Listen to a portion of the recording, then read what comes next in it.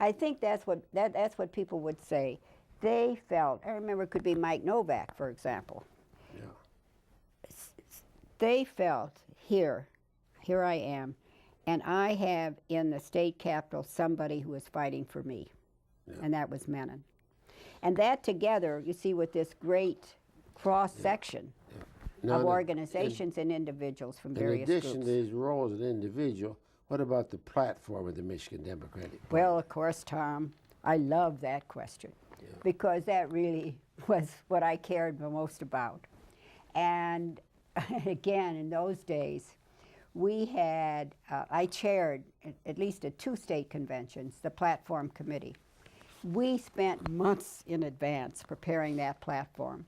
We would have people like Wilbur Cohen on the committee. Tell us who Wilbur Cohen was. Wilbur Cohen was a professor at the University of Michigan, and he was also under John F. Kennedy, Secretary of Health and Welfare. He had been one of the intellectuals and professors that had worked on the preparation of Social Security legislation for Franklin Delano Roosevelt. Amazing, wonderful, talented, So he was on generous. the platform committee. He was on our state platform committee, and we had hearings around the state in at least 3 to 5 different communities in which we would have public hearings. Of course, the party people there and the county committees were sponsors of this and invite in community people, but also people, whether we had our divisions like health, mental health, the economy, labor, consumer, education. Education was very important in those days. And we would bring to the convention this platform which had been developed. Then I would struggle to have debate on the floor. And speaking about men and listening, I remember, I'm not sure what year this was, but there was a issue on workmen's compensation.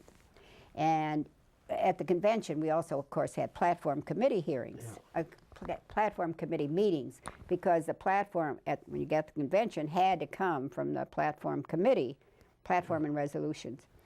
And we were really stuck because Sid Woolner was our contact with the governor's office.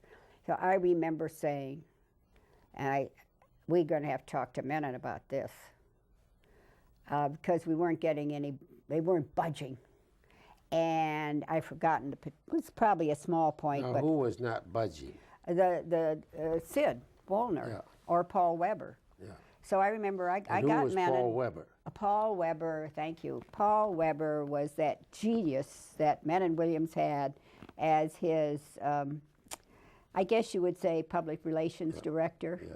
Paul was a wonderful, Irishman, marvelous sense of humor, and one of the keenest public relations senses I think that I've ever known. He related to where people were so well, and he was a great part of that wonderful Democratic Party with Menon Williams and Neal and so on. Anyway, to get back to the point, so I called Menon in the hotel, what is now the Amway, the Pantlin Hotel where we had our conventions, and he came to the phone. And I told him what it was, and we got it worked out. He said, okay. So he did listen, but we didn't. It's just like any principal. You don't go to the principal until you've exhausted every avenue of trying to resolve a problem and moving forward. And that's the only time when you're really stuck, then you go to the principal, whether it's the governor or Walter Reuther or whoever it may be. I think, Millie, I talked to people in other states. I think the real difference was that when people talked to Menon, they'd come from a background of being active at the grassroots, like yourself, Gus Scholl certainly. Oh, yes. More so than in other states. Gus. Now, you'd said something, you talked about how the national CIO was against people getting into the grassroots, but Michigan got an exception. Do you want to elaborate on that a little bit? Well, AFL. AFL. Policy. Was that the AFL CIO? Well, it was labor policy. labor. The labor policy from Gomper's time on was, because we were not a powerful political force, was reward your enemies, reward your friends and punish your enemies. Yeah. Which meant if you were going to do that, you had to maintain your independence so you could go to either party. That was the philosophy, the policy, so to speak. I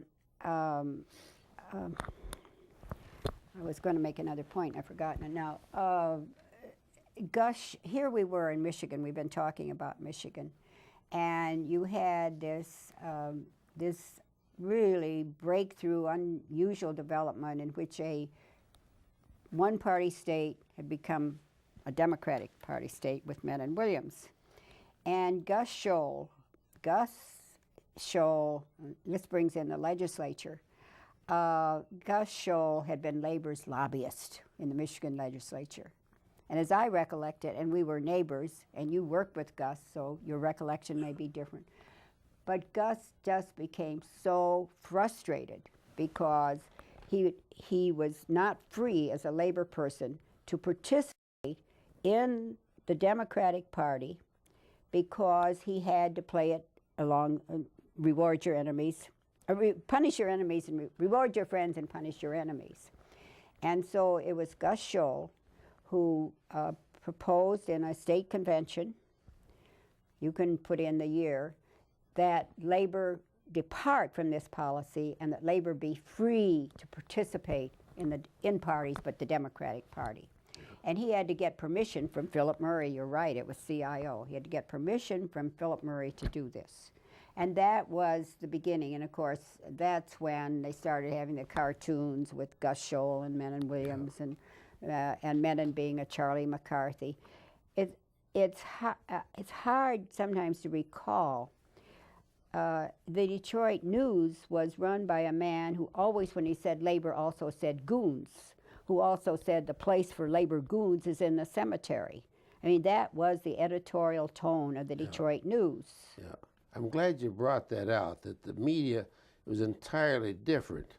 I mean, you read the Detroit Free Press now, it's when it's not on strike. When it's not on strike. In fact, we quit subscribing. Yes, yes. So I go to the office down the hall to read it. But certainly it's big change from what was going on there. Well, the news had to change. And the news... well, even the news, because the news had to change because of its readership in the black community, its readership, I mean, its potential subscribers. So there's really no comparison. News is still a conservative newspaper, and the Free Press, of course, is liberal. But also, just quickly, in those days, it's probably true now, but almost the entire press of Michigan was opposed to Menon Williams. How about appointments when Menon was governor? Do you want to make any comments on those and the process of appointments? The process of appointments, that's again when people like Sid Woolner and Adelaide Hart and Margaret Price and Al Myers, our standards were so high. For example, the appointment of the Liquor Control Commissioner, or any appointment, that, in our view, that person had to be beyond reproach. And we were always very proud of the quality and we made nominations. A lot of other people did too, whether it was for the Mental Health Commission or whatever, Workman's Comp. But we were always very proud. In all the years Menon Williams was governor, there was never anybody, well, it was true also under John B. Swainson, we had no corruption. And, you know, when you think of the Liquor Control Commission, remember how we used to worry about that? No corruption. He appointed persons of integrity and ability. How about racial appointments? Well, one of his first appointment of a black American to a judgeship was Judge Jones. That was the first appointment in Detroit. And it was to fill a vacancy. Speaking about media. And when Judge Jones was on the ballot in the next election, I can still see in front of me, on the front page of the Free Press, an article about Judge Jones, which was critical, if not defaming, of his character, and Judge Jones